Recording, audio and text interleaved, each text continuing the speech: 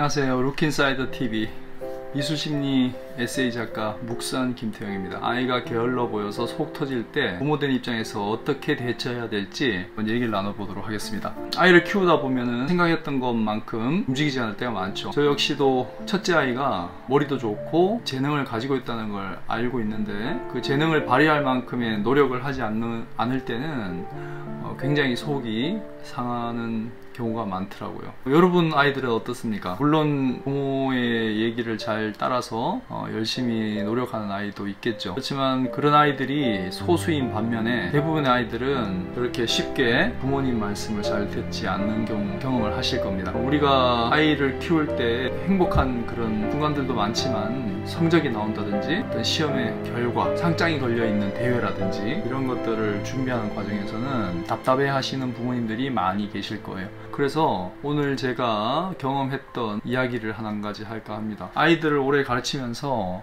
제일 기억에 남는 아이 중에 하나인데, 고등학교 1학년 때 이 아이가 처음 만나서 공부를 같이 하게 됐어요. 수학 공부를 가르치면서 제가 또 심리 상담을 하기 때문에 여러 가지 공부뿐만 아니라 진로에 관해서 코칭도 해주고 여러모로 도움을 많이 줬습니다. 그때 당시만 하더라도 이 아이가 공부할 때마다 엎드려서 잠을 잔다든지 아니면 집중을 못 한다든지, 분명히 80점 이상 될 거라고 예상하고 공부를 꼼꼼히 시켰는데도 불구하고 시험을 엉망으로 봐온다든지, 그런 모습을 볼 때 선생님 입장에서는 얘가 도대체 과연 제대로 클 건가, 눈이 팍 풀려가지고 아무 의욕도 없고 잠만 자려고 하고 공부를 좀 시키려고 하면은 맛있는 거를 사달라고 하고, 이게 초등학생인지 고등학생인지 알 수 없을 정도로 이 아이가 도대체 커서 뭐가 될까, 이런 생각을 하면서 공부를 시켰던 기억이 있습니다. 이 아이가 이제 공부를 하는 과정이 그렇게 만만치는 않았지만 어쨌든 고3까지 공부를 무사히 마치고 대학을 들어갔죠. 물론 이제 좋은 대학은 못 들어갔습니다만은. 근데 이 아이는 그 처음 들어왔을 때부터 비행기 조종사가 되고 싶다는 얘기를 항상 했어요. 근데 이제 그 가르치는 사람 입장에서는 현실적인 점수와 또 갈 수 있는 학교에 대한 그 데이터를 이제 분석을 해가지고 얘가 뭐를 얼마나 해야지 갈 수 있을까, 이런 것들을 준비를 하는 그런 입장인데, 아무리 생각을 해도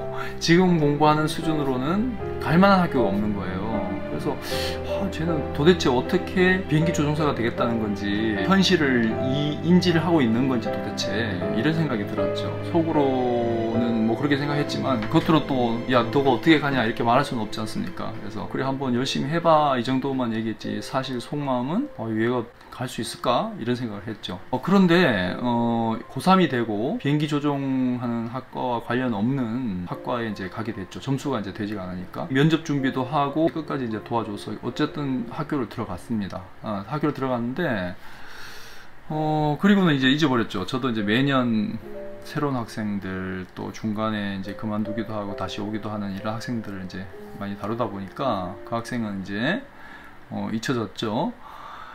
그리고 제가 애들 공부도 가르치지만 토요일 같은 경우는 진로지도 수업을 또 하기도 했는데, 어느 날 그 아이, 아까 앞서 얘기했던 그 학생이 그 대학 들어간 이후에 3년 정도 있다가 진로지도 수업한테 왔어요. 지도 수업을 끝내고 아이들이 이제 모두 집에 돌아간 이후에 학원 청소를 하고 정리를 한 다음에 불을 다 끄고 이제 나가려고 하는데 이 학생이 이제 온 거예요. 복도에 불이 있었지만 하여튼 어두운 상황이었는데 안녕하세요 하고 이제 인사를 하는데 그 눈빛이 너무 초롱초롱한 거예요. 전에 제가 알던 그 학생의 눈빛은 흐리멍텅하고 의욕도 없고 또 그냥 뭐 먹는 거 좋아하고 노는 거 좋아하고 쉬는 거 좋아하고 뭐 이런 아이의 눈빛이었는데 완전히 달라졌어요. 초롱초롱하고 생기가 넘치고 뭔가 할 수 있을 것 같은 그런 의지가 가득 담긴 그런 눈으로 바뀌었더라고요. 학교 생활 어떠냐 물어봤더니 ROTC를 하고 있다고 해요. 꿈꾸던 그 조종사 할 수 있을 것 같다고 얘기하는 거예요. 어떻게 하냐 했더니 육군에 들어가서 헬기 조종사가 되겠다는 거예요. 그 얘기를 듣고 제가 정말 깜짝 놀랐습니다.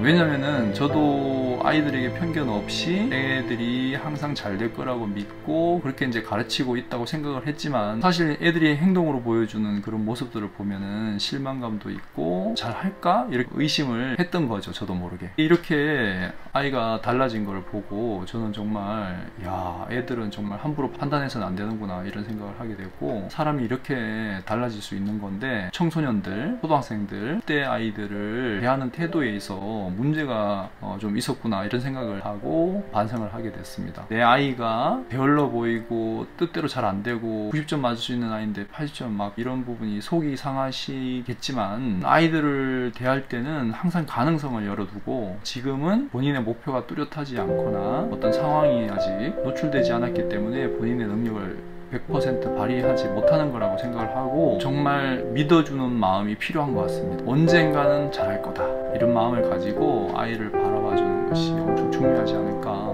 이런 생각이 듭니다. 그 학생은 올해 아름다운 여자친구와 또 결혼을 한다는 좋은 소식도 들려와서 제가 개인적으로 너무 흐뭇하고, 제가 그 학생을 가르쳤다는 사실이 오히려 자랑스러운 감정을 느끼게 됐습니다. 이 영상을 통해서 정말 고맙다는 말을 꼭 전해주고 싶습니다.